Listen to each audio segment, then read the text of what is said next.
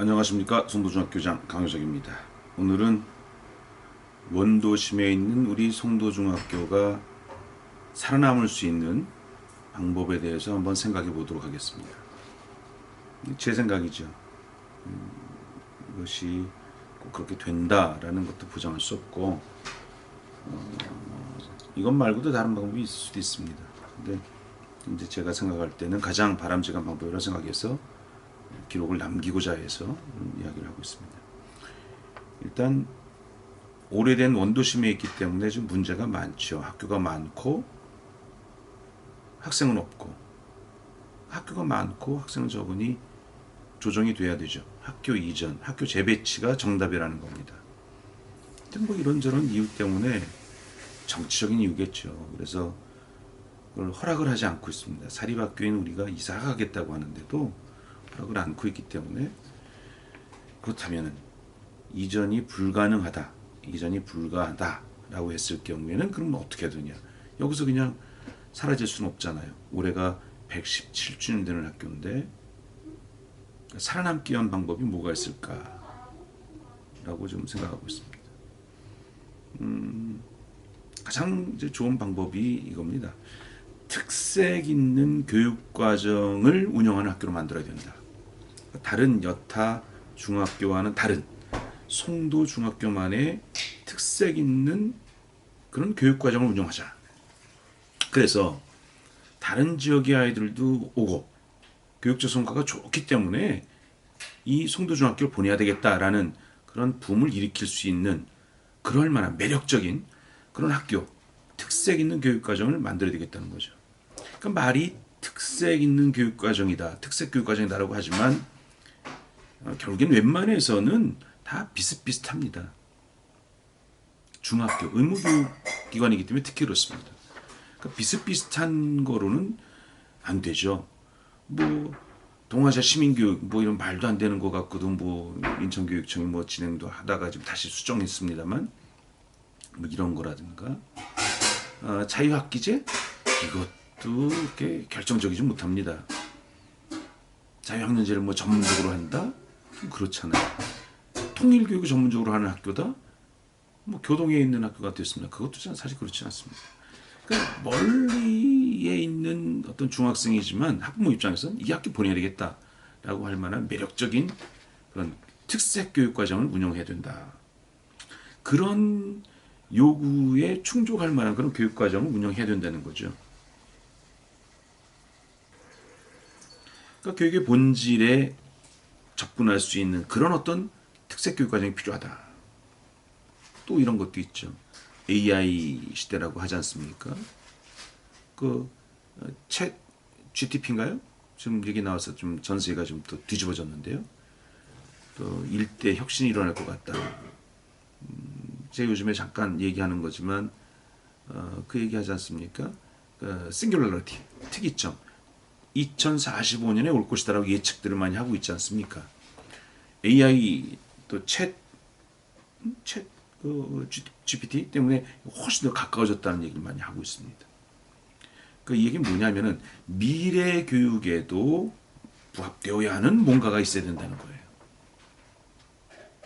미래 시대, 우리 지금 당장 현실적으로 굉장히 어려움을 겪고 있습니다. 근데 이 새로운 먹거리를 찾을 수 있는 것을 제공할 수 있는 그런 아이들이 나와야 된다는 거죠. 그런 아이 키워야 된다는 거예요. 그러니까 미래 교육에도 부합할 수 있는 그러한 특색 교육 과정이 필요하다. 우리나라는 국가 수준의 교육 과정을 운영하지요. 물론 지방자치, 교육자치 이런 개념으로 권한을 많이 이양을 해주고 있습니다만 역시 교육부가 꽉 잡고 있습니다. 개정교육과정이 있죠. 2022 개정교육과정. 적용되는 건 이제 몇 년 걸리겠습니다만, 즉 국가 수준의 교육과정과도 이게 맞아야 된다.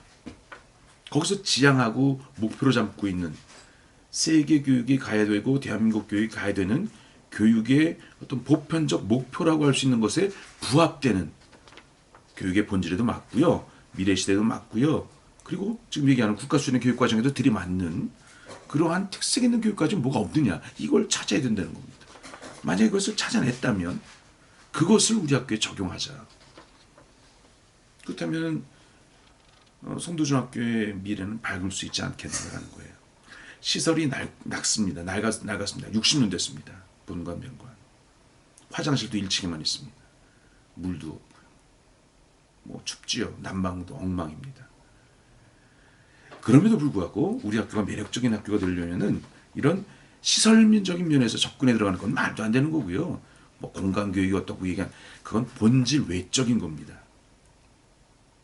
공간이 뭔가를 창조한다. 물론 일리가 있어요. 그러나 그건 놀이가 뭔가 그것도 외적인 겁니다. 교육이 아니에요. 그런 거.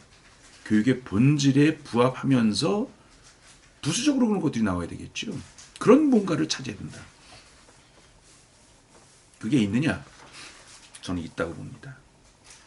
하나입니다. 하나. 딱 현재 제가 한 30년 교육생활 교직자로 지내면서 이런 거 저런 거 다 겪었죠. 겪고 뭐 시대도 겪고 교육계의 변화도 겪어봤고 외국 교육 과정도 봤고 뭐 들어왔고 적용하는 거 실패하는 거 숱하게 봤죠. 뚜껑 열린 교육도 많았잖아요. 제가 볼 때는 답이 하나입니다. 하나입니다. 뭐냐? IB입니다. IB. 인터내셔널 바칼로레아. 우린 중학교이기 때문에 IB, MYP를 한다는 거죠. 승패는 바로 그러니까 이게 성공했냐 실패했냐를 딱 잴 수 있는 가장 좋은 바로미터가 있습니다. 아주 가시적인 바로미터가 있습니다. 그걸 목표로 잡아놓고 그걸 성취하면은 성공, 못했으면 실패라고 할 만한 그 기준점이 있습니다. 뭐냐? IB 월드 스쿨입니다. IB 월드 스쿨. 그걸 인증을 받을 수 있습니다. IBO, International Baccalaureate Organization으로부터 너네 학교는 인터내셔널 바칼로레아 월드 스쿨이다 라고 인정받을 수 있게끔 딱 하는 겁니다. 이거 한 우리나라는 좀 빠르니까요. 한 2년 걸리기도 하고요. 빠른 데는 우리는 한 뭐 준비 과정이 있습니다. 점검 과정이 있고요. 비용도 좀 들지요. 해서 이게 한 길게 잡으면 3년, 4년 잡을 수 있다고 합니다. 물론 실패도 합니다.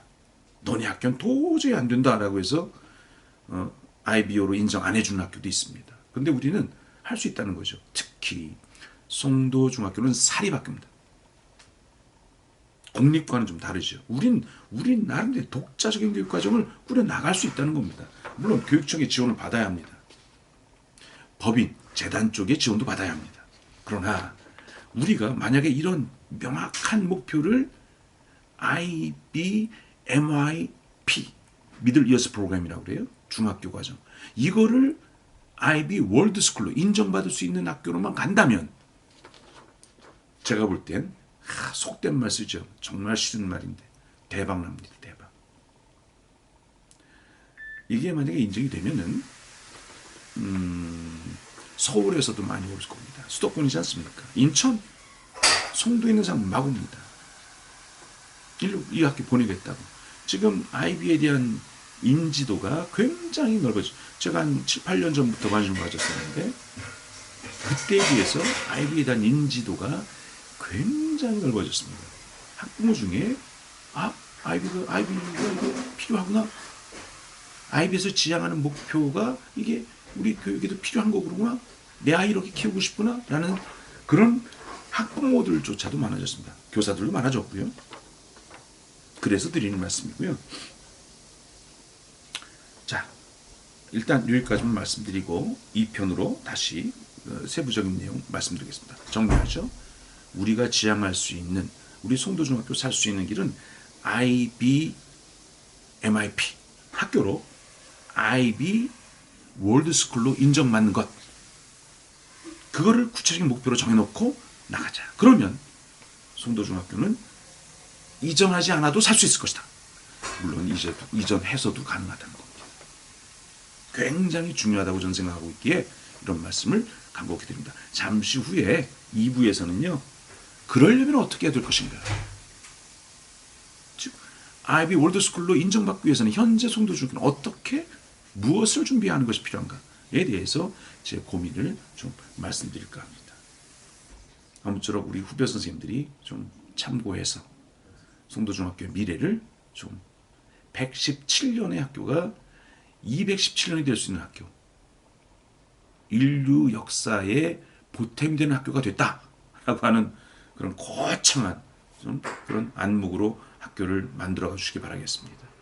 고맙습니다. 1부 마치겠습니다.